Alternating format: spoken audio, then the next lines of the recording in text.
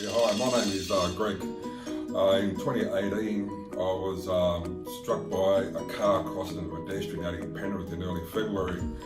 And so I went to see an insurance firm. They found me guilty at crossing the road.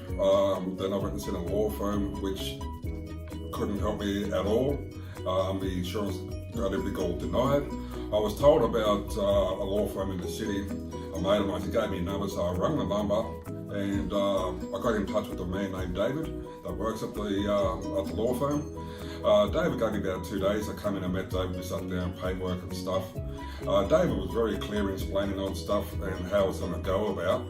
With my education not being very high, I'm not really sure of the big words. David explained to me in a way that I could understand, which is very thorough and very clear. It took a lot of stress and a lot of anxiety away from me, with David taking a lot of care for my stuff and constantly ringing and emailing updates, whether it been in a couple of days or a couple of weeks.